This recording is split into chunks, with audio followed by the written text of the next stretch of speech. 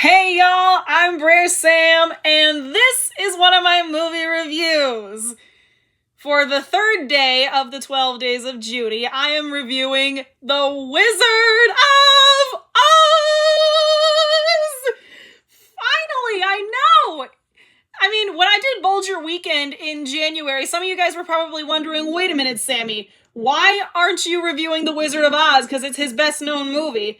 I figured that it would be best to review The Wizard of Oz for Judy Garland because it made a star out of her. And now the time has finally come, so I'm reviewing it now.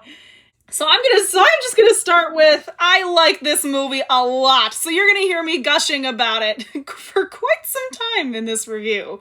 And as you can see, I got a calendar of it up there. That is a calendar, and the page is on is June, so that's cool.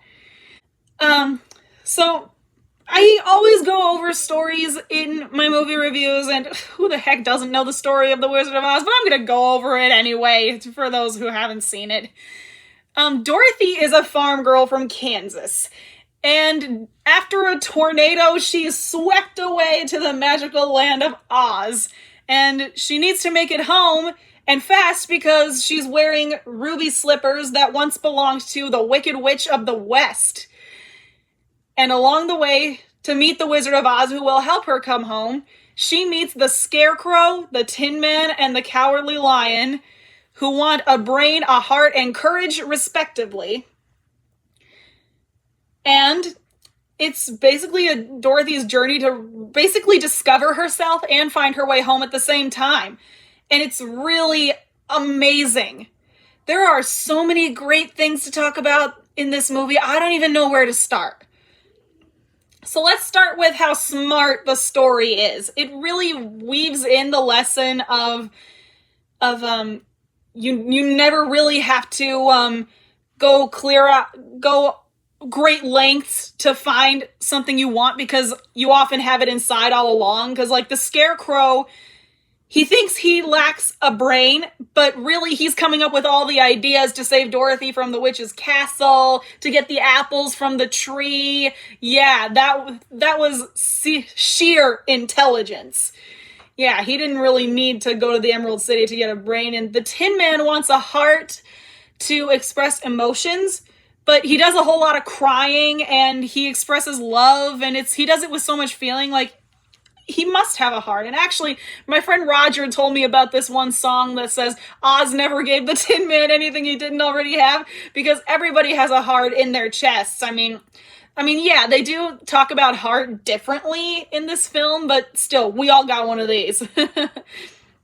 And the lion wants courage, but really, he goes into the wizard's palace when he's obviously afraid, and actually even admitting that you're afraid means you're brave, so he did have courage just because he was admitting it.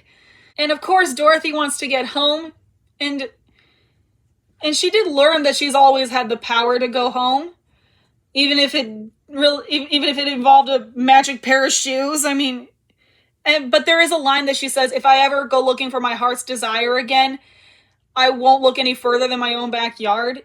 Yeah, that's just another way of saying, if you like strongly want something, there's a remote chance. I mean, maybe not even remote. There is a chance that you already have it.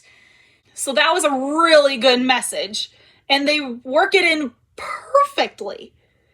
And while they don't really explain this lesson in the movie, there is something that Ray Bolger learned from The Wizard of Oz that I'll live with for the rest of my life. He said that he was brought up on the Oz books, and his mother told him that she said to him, everybody has a brain, a heart, and courage, and if you use those things properly, you will find your way home. And home isn't just a house or a place to have a roof over your head, but it's the people who love you and the people you love. I think that's wonderful. It's wonderful, and he's right. I believe that he is right. And that's what makes the characters so lovable. I mean, Dorothy is She's a great character. She's a good protagonist. And of course she's played by Judy Garland. I have to talk about her because because these are her days.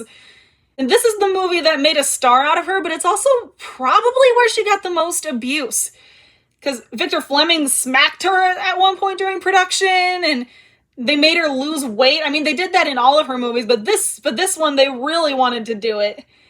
And actually, the first look for Dorothy was a blonde wig with a ton of baby makeup, and actually, they didn't let her stay a brunette until they switched directors. I can't remember which director let Judy be herself, but I'm glad he did. Then actually, while we're on the subject of production, I mean, the set was frightening. I mean, Jack Haley was often asked, was it fun making this movie? And he's like hell, it was fun. Like, yeah, seriously. He always says it in interviews. I mean, according to his son, he would go to interviews with Ray Bolger, and Ray would say stuff like, oh, we were thrilled. We were thrilled to be in the movie. We knew we were going to have a great adventure and all that. And Jack Haley would say, like, shut up, Ray. It was a miserable job. It was terrible. All these switching directors. Yeah, I'm with both of them. I mean, Ray was obviously excited to be in The Wizard of Oz because he was a fan of the books. And he was basically playing a dream role. But I am on Haley's side on how the makeup worked and the special effects. Yeah, that had to be nightmarish. And I have a deep connection with this movie because, not only because it's an old family favorite, but also because my own father had neighbors who were Margaret Hamilton's nephews. He didn't meet her in person, but he did see her on their doorstep. And I always said it was a rookie mistake that he didn't meet her in person, because that's friggin' awesome. And also, my grandmother used to have a dog, a Cairn Terrier, who was a descendant of Terry's. Terry is the dog who played Toto. Yeah. And also, part of the controversy of the movie is how scary the Wicked Witch is and the flying monkeys. And my mother was terrified of the monkeys when she was a kid. But I never found any of it frightening. None of it. I always thought it was great. I mean, there were some moments where I was like, oh, okay. Yeah, but, I mean, especially when I first watched it, But I never found it deliberately scary. It's an amazing movie. It's just lovable. My follower Amanda considers Munchkinland her favorite part of Oz because it's adorable, and the Munchkins are so sweet. The Munchkins are a lot of fun. Actually, I actually remember watching this movie today before doing this review, and when it got past the Lullaby League, like when they blow a kiss to Dorothy, I actually blew a kiss back. Yeah. Yeah, Munchkinland is a lot of fun. I mean, even the moments with the Wicked Witch or the Haunted Forest, yeah, even those moments are just a ton of fun, even if they're climactic or intense. Yeah, it's just amazing to watch, because when you come to know that this was done in 1939 and it looks so surreal, I mean, it's just amazing.